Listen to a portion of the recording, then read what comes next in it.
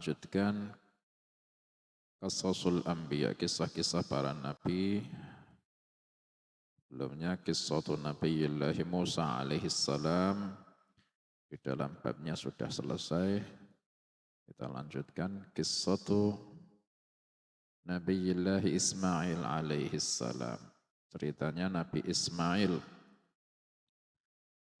Nah, sebelumnya dulu itu ketika setelah kisahnya Nabi Ibrahim alaihi salam, itu kita langsung lanjut kisahnya Nabi Yusuf alaihi salam. Nabi Ismail itu anaknya Nabi Ibrahim alaihi salam. Nabi Ismail alaihi salam itu lahirnya ada di tanah Syam. Beliau itu anaknya Nabi Ibrahim dan juga ibunya adalah Siti Hajar namanya. Siti Hajar ini budak yang dihadiahkan untuk Sayyidah Sarah. Ketika Sayyidah Sarah sama Nabi Ibrahim alaihi wassalam ini sudah meninggalkan Babil, Irak, hijrah. Karena kaumnya tidak ada yang mau iman, akhirnya beliau meninggalkan kaumnya, meninggalkan keluarganya yang tidak mau iman.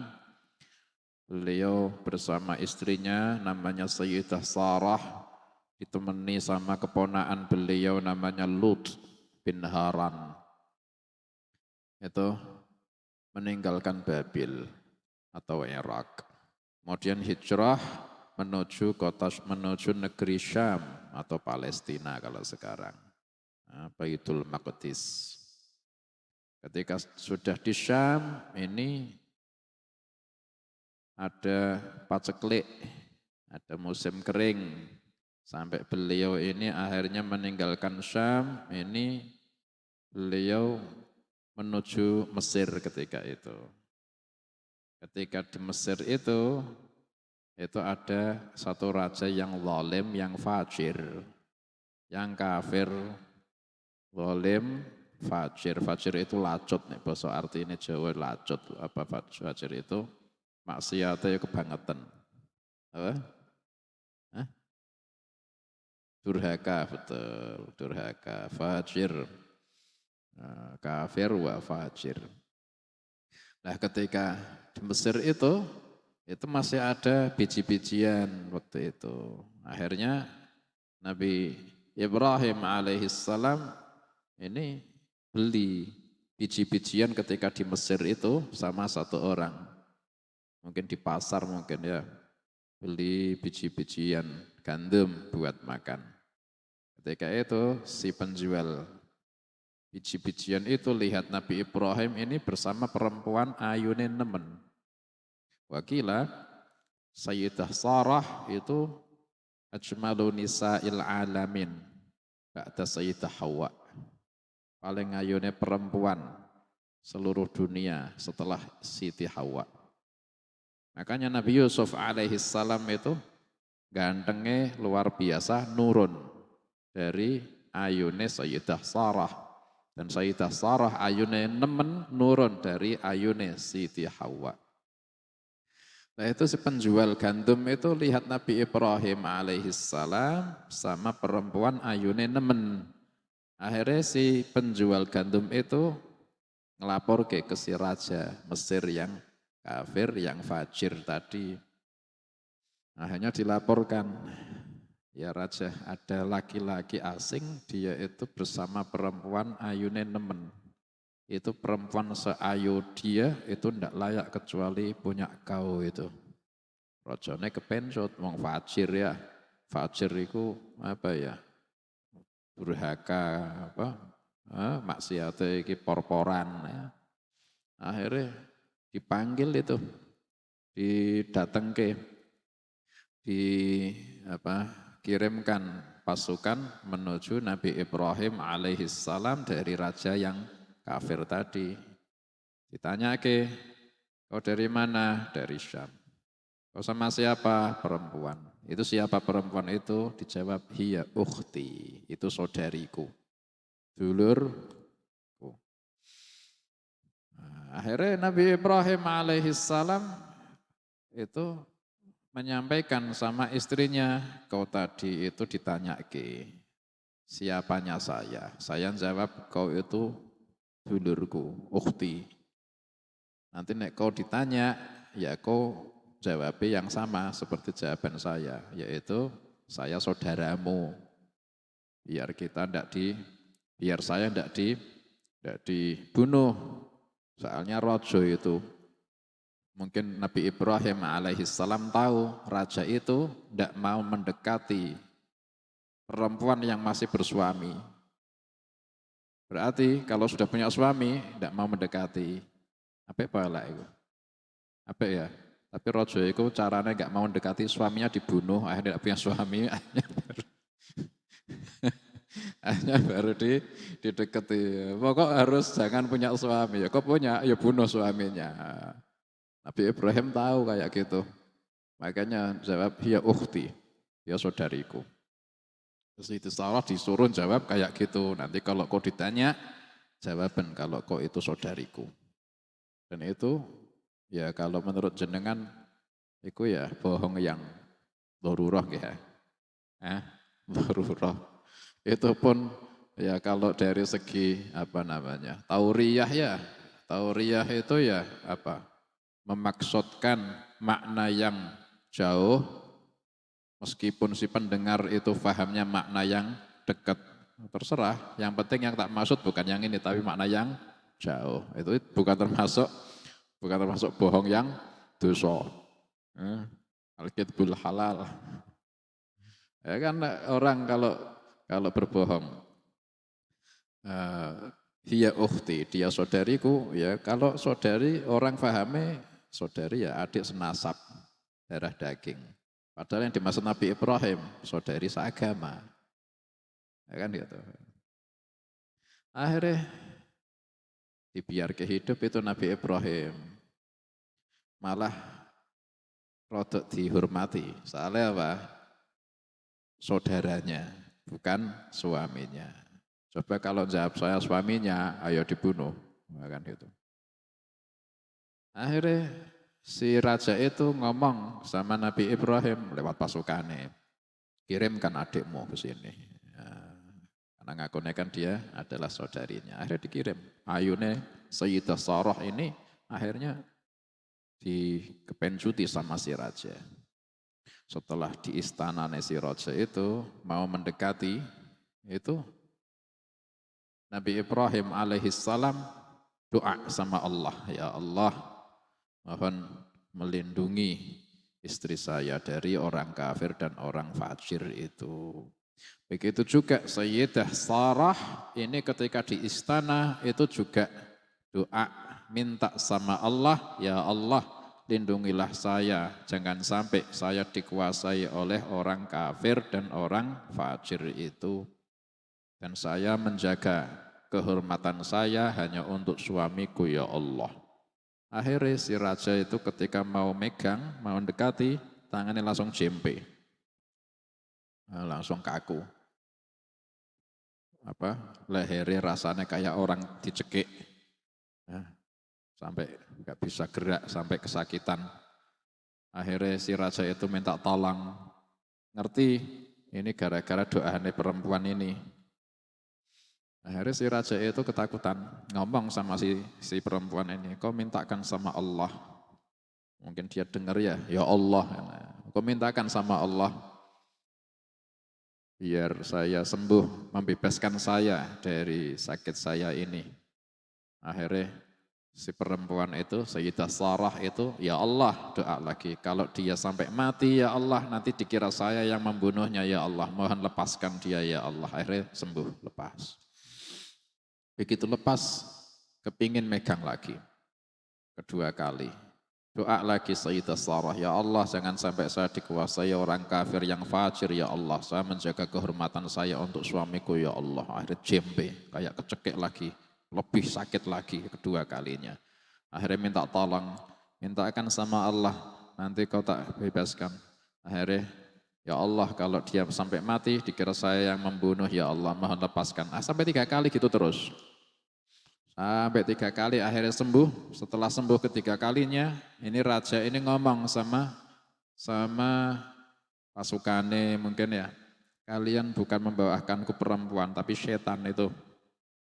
Gara-gara dia saya sampai kayak orang kesakitan. Akhirnya dilepas. Ketika dilepas, itu raja ketika dilapori sama si penjual atau si pasukan ya, pasukannya yang melihat di rumahnya waktu di Mesir ya, di tempatnya waktu di Mesir, itu pasukannya itu melaporkan perempuan itu tadi sedang menumbuk gandum sendiri, wahai raja. Lu enggak punya batur, enggak punya. Nah, waktu dilapori sebelum mau diminta tadi. Akhirnya ketika dilepas, si raja itu memberikan hadiah kepada Sayyidah Sarah, batur budak namanya Hajar. Yang calon ibunya Nabi Ismail alaihissalam. Akhirnya dilepaskan. Ketika dilepaskan pulang, menemui Nabi Ibrahim alaihissalam.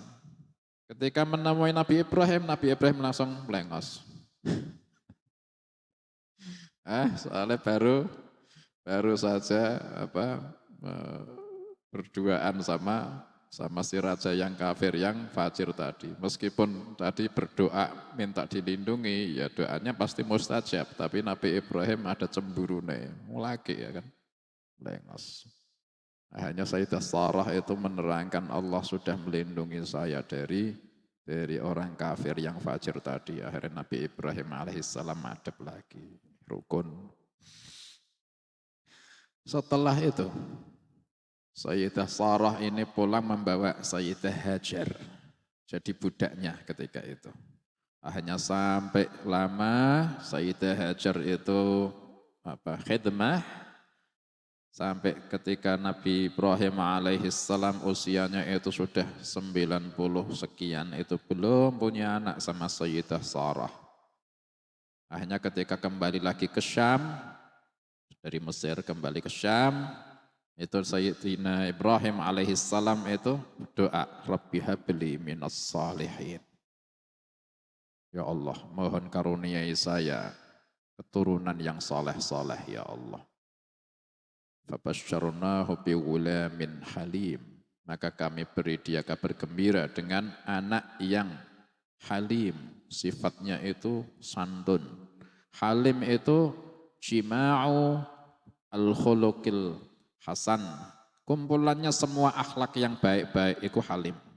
Ya meseman, ya sabar, ya syukur, ya matur nuwun, menghormati. Semua kumpulannya akhlakul karimah itu namanya halim.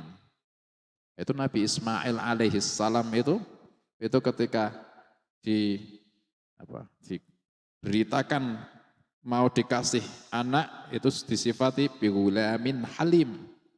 Anak yang halim, yang santun sekali.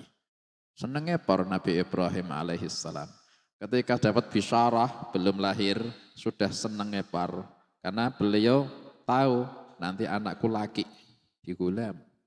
Laki-laki, tidak perempuan, gulam itu laki. Dan nanti saya akan dikasih anak yang tidak mati ketika bayi atau tidak keguguran, tapi dia hidup sampai dia itu bisa mempunyai akal dan akhlak yang santun. Soalnya ketika dibisyarahi bigulamin halim. Juga ketika itu akhirnya Sayyidah Sarah alaihissalam menyadari kalau beliau itu belum bisa memberikan keturunan. Akhirnya bilang sama Nabi Ibrahim, ya Ibrahim, itu Hajar itu budakku tak berikan buat kau kalau mau ngumpuli jima, itu dalam Islam itu jariyah itu halal, jariyah. Itu kalau kau mau menjima itu boleh tak berikan buat kau, barangkali bisa memberimu anak. Akhirnya diiyani sama Nabi Ibrahim alaihissalam. Akhirnya dijima itu Sayyidah Hajar sama Nabi Ibrahim alaihissalam. Setelah dijima akhirnya hamil. Ketika hamil Sayyidah Sarah cemburu. Padahal yang memberikan beliau sendiri. Begitu sudah hamil, seperti yang beliau inginkan, beliau sendiri yang cemburu. Akhirnya merasa merasa kalah sama Sayyidah Hajar, cemburu, uring-uringan, nesu, wah tambah.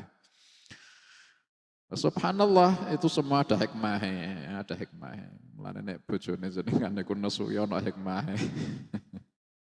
Nesu, cemburu sama Sayyidah Hajar itu Sayyidah Sarah. Akhirnya sampai melahirkan. Sampai melahirkan Nabi Ismail alaihi salam masih di Syam. Ketika melahirkan tambah itu Sayyidah Sarah tambah cemburu. Kenapa bukan saya? Kenapa orang lain? Akhirnya Sayyidah Sarah ini cemburu, tapi cemburu-cemburu nek bojo solehah itu ya ada hikmahnya.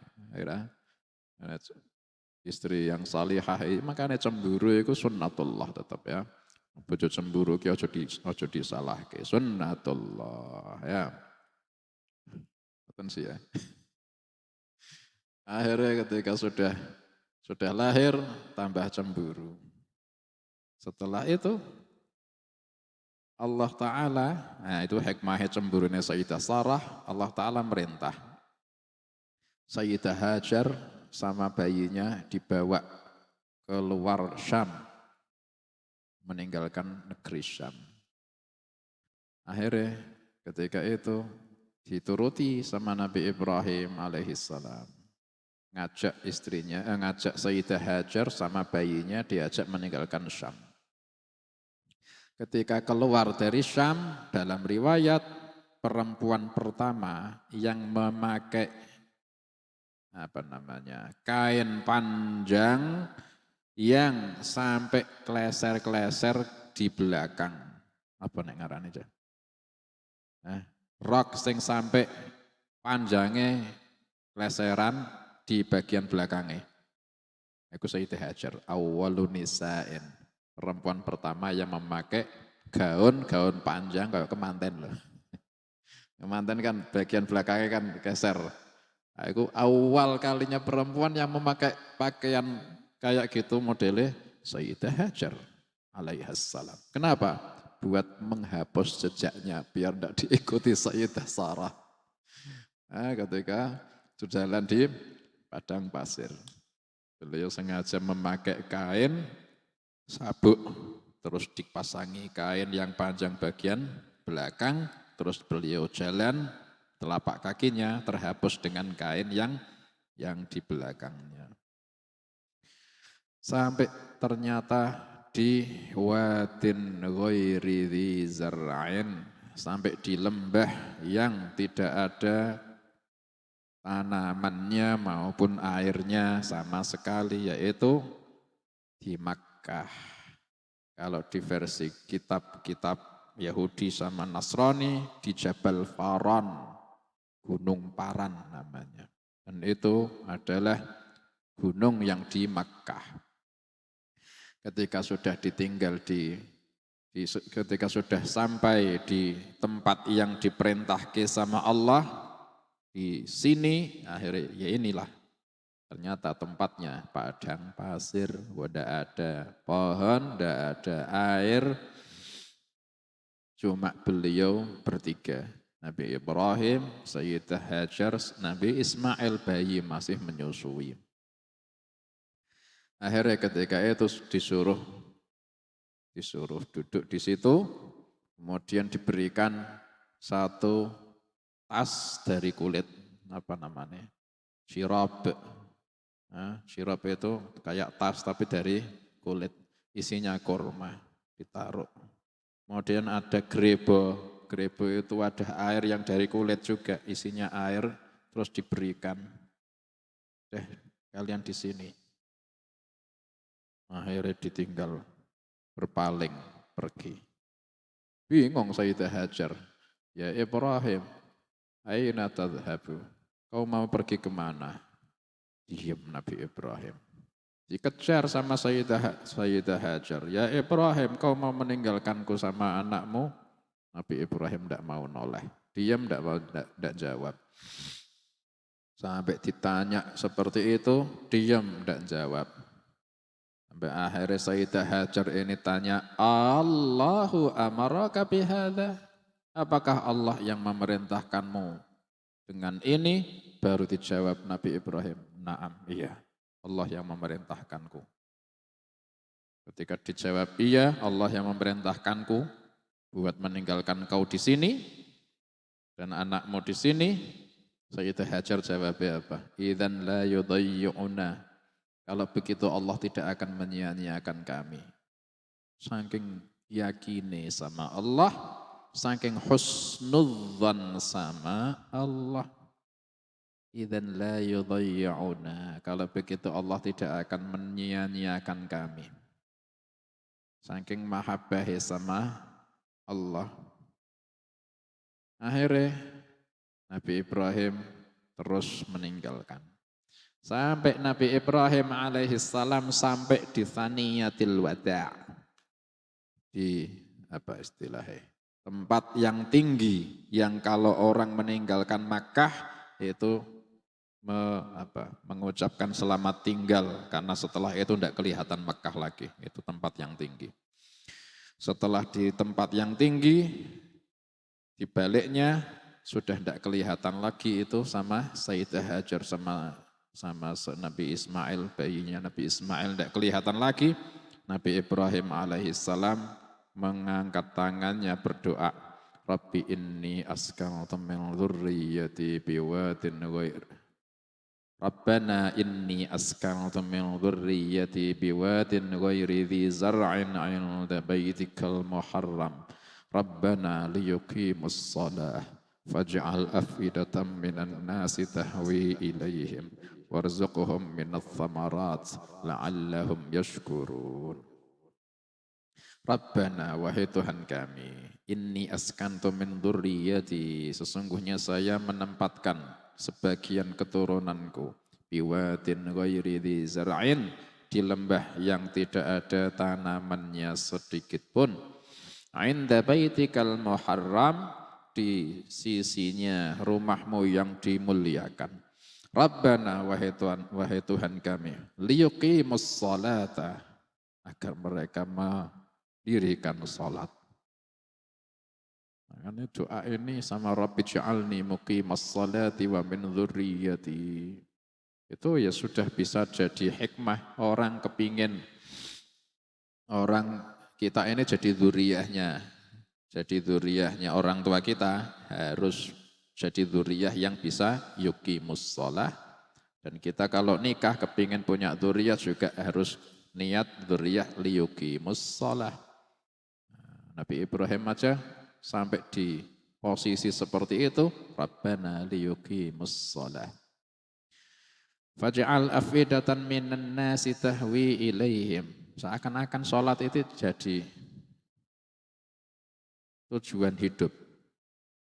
Seakan-akan iqamatus sholah tujuan apa? Hidup. Ya kayak gini. Ya Allah, saya tempatkan sebagian keturunanku di dekat rumahmu yang dimuliakan agar mereka yuqimus sholah. Rabbi ja'alni muqimas sholati wa min dzurriyyati. Faj'al afidatan minan nasi tahwi ilaihim, ya Allah, mohon jadikanlah hati-hatinya orang ini suka mendekati mereka agar tinggal bersama mereka, agar mengunjungi mereka. Warzuqhum minats tsamarati la'allahum yashkurun. Mohon berikan rezeki mereka dari jenis buah-buahan yang banyak agar mereka bersyukur, ya Allah. Para ulama bahas, doanya Nabi Ibrahim mustajab. Mustajab. Sampai-sampai kalimat-kalimat yang beliau pilih buat doa itu jadi ijabah yang persis seperti kalimat yang beliau pilih. Makanya hati-hati kalimat jenengan pakai buat doa. Kalimat Nabi Ibrahim ini, Masya Allah, istilah saya itu geni. Kalimatnya gitu, ya gitu. Sampai ulama bahas, Nabi Ibrahim dalam doa diijabah. Ketika itu yang diucapkan Nabi Ibrahim, faj'al af'idatan minan nasi tahwi ilaihim. Ya Allah, mohon jadikanlah hati-hatinya sebagian manusia.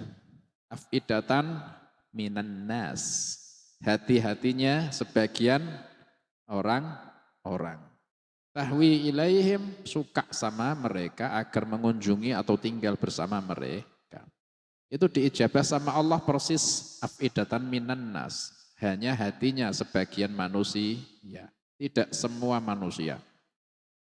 Kalau misal kok Nabi Ibrahim alaihissalam itu doanya faj'al af'idatan nas tahwi ilaihim, mohon jadikanlah hatinya semua manusia itu suka sama mereka, Persia, Romawi akan rebutan Mekah. Atau Yahudi, Nasrani, sampai Majusi akan haji ke Mekah semua. Nyatanya enggak. Pilihan-pilihan hatinya manusia yang diarahkan suka untuk mengunjungi Mekah atau tinggal di Mekah.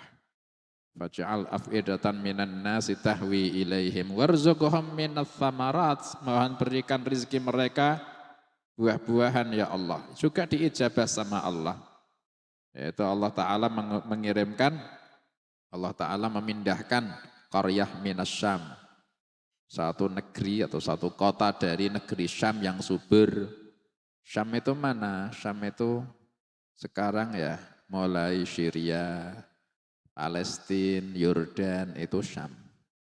Itu dipilih sama Allah negeri yang termasuk paling subur di Syam, itu dipindah dari Syam di dekat Mekah.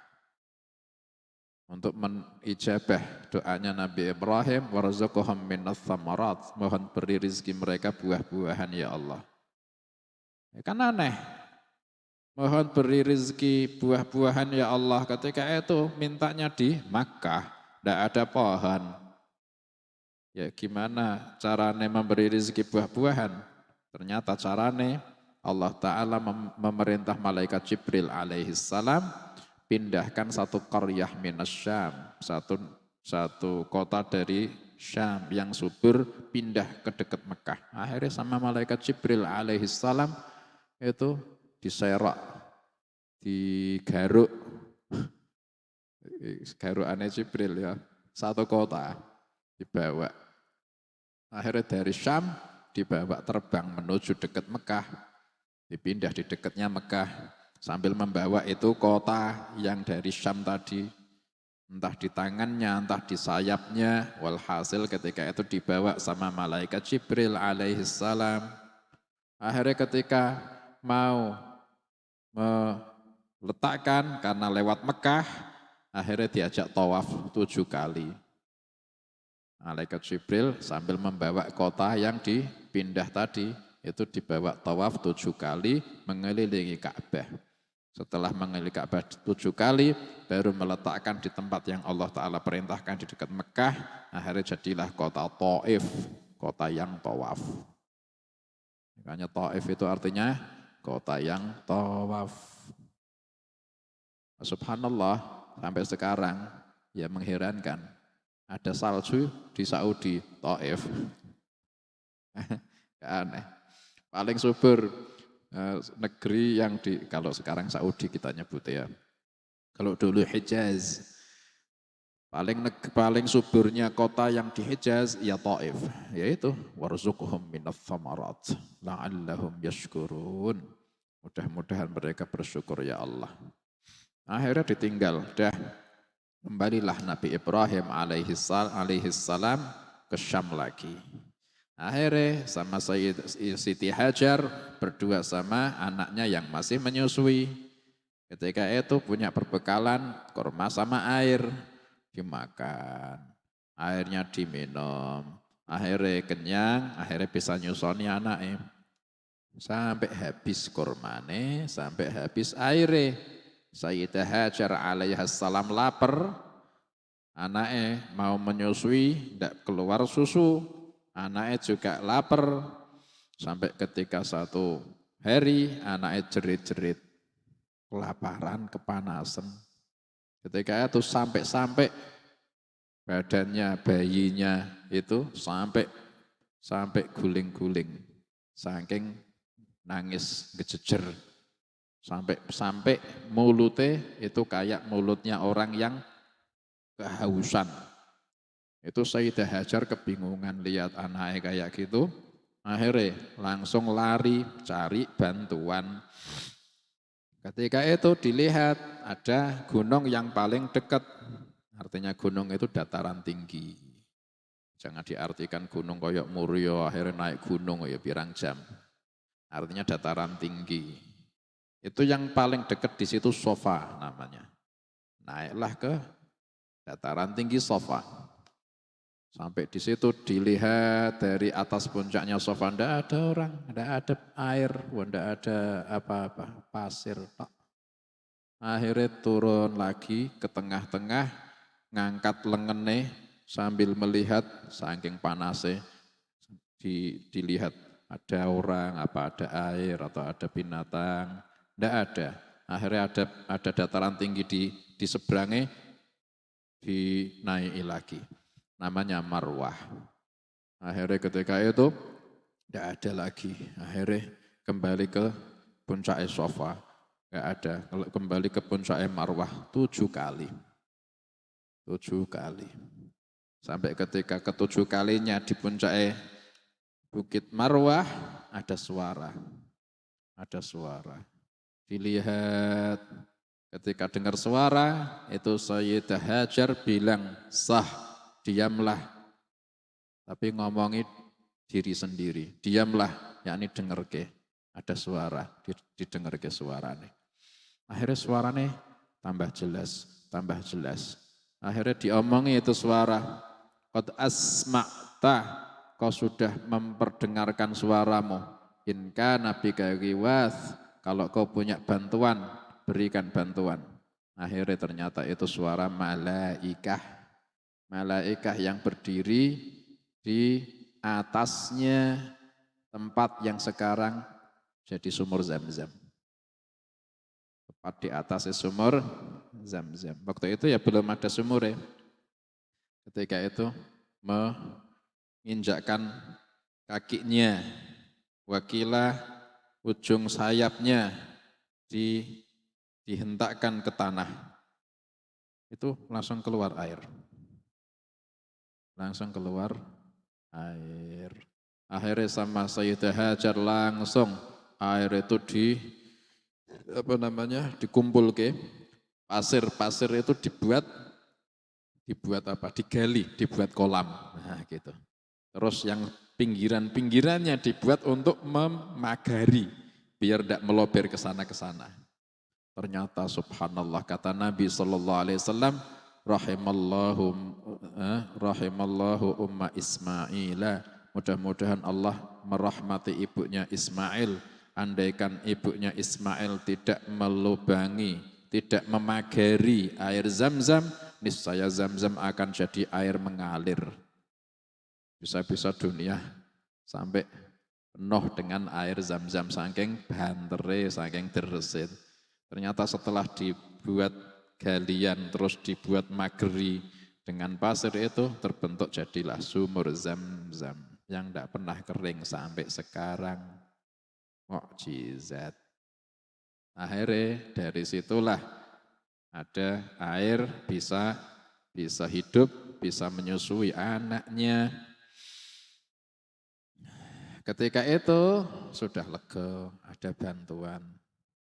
Ada malaikat tadi, alhamdulillah. Akhirnya setelah airnya itu diminum, faqala lahal malaikat yang tadi itu ngomong sama Sayyidah Hajar, la takhafid dhi'ah. Jangan kau khawatir tersia-siakan. Fa innaha huna baitan lillahi yabnihi hadzal gulamu wa abuh. Karena di sini itu ada rumahnya Allah yang akan dibangun oleh anak ini dan bapaknya nanti. Wa innallaha la yudhi'u ahlahu, dan sesungguhnya Allah tidak akan menyia-nyiakan ahli kota ini, ahli Makkah. Akhirnya setelah itu lega, alhamdulillah ada bisyarah, kabar gembira. Tapi masih berdua saja, belum ada orang lain. Setelah itu ada rombongan, kabilah Jurhum namanya. Itu kabilah dari Yaman. Itu ketika lewat di Makkah, ini ketika itu mereka heran. Mereka ini pedagang, biasa apal jalan, tahu daerah Makkah itu ndak ada air, ndak ada pohon. Tapi ketika hari itu mereka lewat, kok ada burung-burung yang banyak berputar-putar di atas tempat yang di situ mesti ada air bawahnya. Mereka akhirnya lihat burung di atas, itu aneh ini. Biasanya ndak ada ini. Ndak ada burung-burung yang kayak gitu di sini. Itu burung hanya terbang berputar-putar di atas mata air. Nah ini ndak ada mata air, ndak ada burung. Coba diteliti, dilihat, akhirnya dilihat. Betul ada air ternyata sekarang. Ditunggui 2 orang, ibu sama bayinya. Akhirnya ketika kembali menghabarkan ada air di sana ternyata. Ada sumur, ada kolam. Akhirnya semua kabilah Jurhum yang waktu itu lewat itu mampir minta izin sama Sayyidah Hajar, kalau kau mengizinkan kami ingin tinggal di sini, menghuni tempat ini. Disyarati sama Sayyidah Hajar, boleh, tapi kau tidak boleh memiliki sumur ini. Boleh minum, tidak boleh memiliki. Tidak boleh menguasai. Tapi minum, monggo. Tinggal di sini, monggo. Akhirnya jadi teman hidupnya Sayyidah Hajar bersama anaknya. Bangsa Jurhum tinggal di situ dan Sayyidah Hajar punya teman. Dalam riwayat, alhamdulillah memang Sayyidah Hajar itu orang yang suka sama kumpul sama manusia-manusia. Ayem kalau kumpul sama orang lain. Akhirnya Nabi Ismail alaihissalam tumbuh. Ketika tumbuh, wajahnya paling ganteng, akhlaknya paling bagus. Disenangi sama semua masyarakat Mekah ketika itu, yaitu bangsa Jurhum. Akhirnya ketika sudah waktunya menikah, akhirnya dinikahke sama anak perempuan dari bangsa Jurhum. Ketika sudah dinikahkan, akhirnya satu hari Nabi Ibrahim alaihissalam ini mengunjungi anaknya ini. Wakilah mengunjungi itu ketika yang pertama mengunjungi itu Nabi Ismail alaihissalam ini sedang keluar Makkah. Soalnya sedang berburu. Soalnya kalau di Makkah tidak boleh berburu. Nah, Nabi Ismail berburu ya harus keluar Makkah, keluar tanah haram, baru berburu. Ketika sedang keluar Mekah, Nabi Ibrahim alaihissalam ini mengunjungi anaknya. Tidak ketemu anaknya, ketemu mantune. Mantune tidak kenal kalau itu mertuane. Akhirnya ketika itu ditanya, ini suamimu mana? Ismail. Suami saya keluar, wahai syekh, wahai orang tua. Gimana keadaan kalian? Ditanya gitu. Dijawab, kami ini keadaannya buruk. Kami ini hidupnya ini sempit, miskin, fakir, sulit semuanya. Serba sulit kehidupan kami. Akhirnya kata Nabi Ibrahim, kalau gitu tolong sampaikan salamku ke suamimu. Dan sampaikan ke suamimu, gantilah an yughayyira atabatal bab. Gantilah pijaan naik ketika di pintu masuk rumah. Atabatal bab itu ketika jenengan bayangke dari luar ke rumah, dalam rumah itu kan ada pintu, pintunya itu kan ada naikan buat masuk ke dalam ruangan. Naikan itu namanya atabatul bab. Kalau zaman kuno itu dari kayu. Jadi kayu itu buat apa? Misal ada air gak bisa masuk. Nah, misal kepingin nyopot sendal ya dicopot di luar, itu dari kayu. Kalau sekarang kan nggak ada ya, paling cuma tanjakan ya, rumah modern. Tapi rumah kuno kan ada dari kayu, ya kan? Itu namanya atabatul bab. Sampaikan salam buat suamimu dan sampaikan buat dia an yughayyira atabatal bab. Gantilah pijaan pintu rumahmu. Ya, nanti tak sampaikan kata mantu nih. Akhirnya pulang ke Syam. Ketika pulang, ketika sudah berpaling, Nabi Ismail alaihi salam datang ke rumah. Ketika datang ke rumah, ini Wakilah mencium bau bapaknya. Masya Allah ya, kayak ceritanya Nabi Yusuf alaihi salam ketika dicium sama bapaknya, inni la ajidu riha Yusuf. Itu Nabi Ismail alaihi salam ini merasa ada orang yang datang dan mencium itu bau yang tadi datang itu ayahnya. Akhirnya tanya sama istrinya, ada orang tadi kesini ya? Iya ada. Dia ngomong apa tadi? Dia kirim salam sama kau dan dia pesen tolong gantilah atabatal bab, pijaan pintu rumah. Akhirnya diterangke, ditakwili sama Nabi Ismail, yang tadi datang adalah bapakku Ibrahim. Dan salamnya tak jawab, dan perintahnya untuk mengganti pijaan pintu, itu artinya adalah menceraikanmu. Dan mengganti dengan istri yang selain kau. Kau sekarang pulang keluargamu, sudah diceraikan. Oh, artinya ternyata seperti itu. Paham Nabi Ismail. Soalnya ketika itu tidak syukur sama ismah minallah, panduman rizki dari Gusti Allah.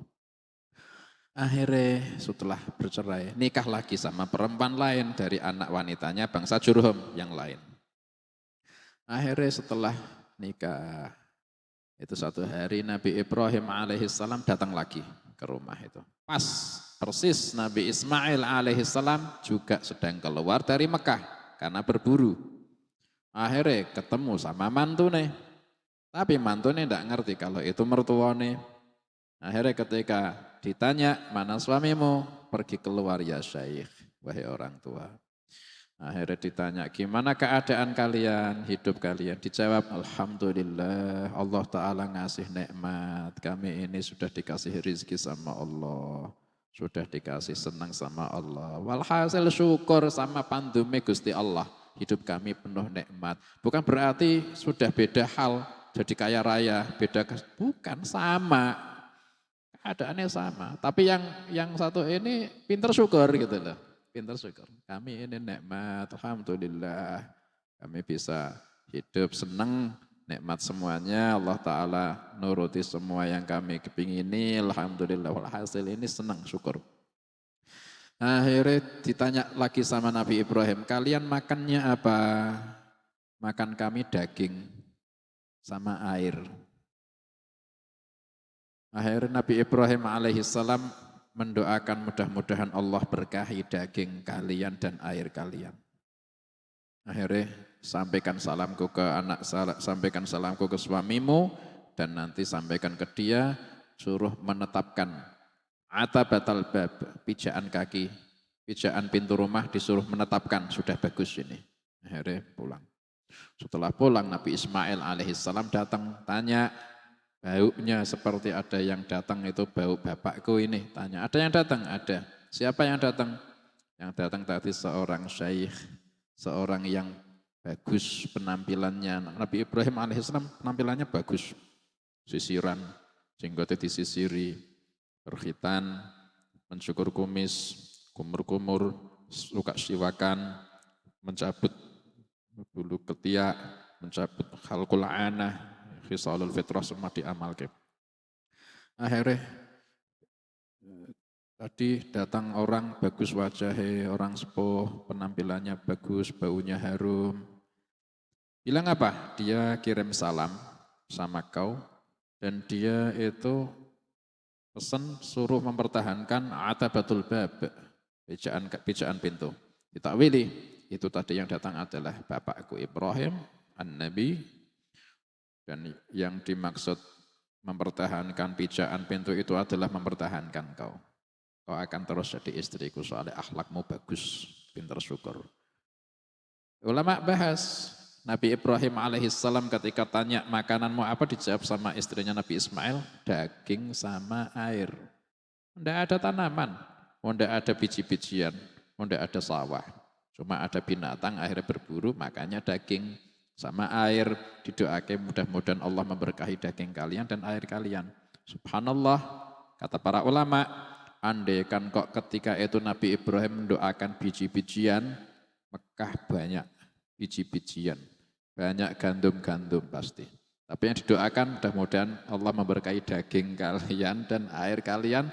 Sampai sekarang mau makan daging di Mekah, sawarekmu. Berkat doanya Nabi Ibrahim alaihissalam, air zam-zam sawarekmu.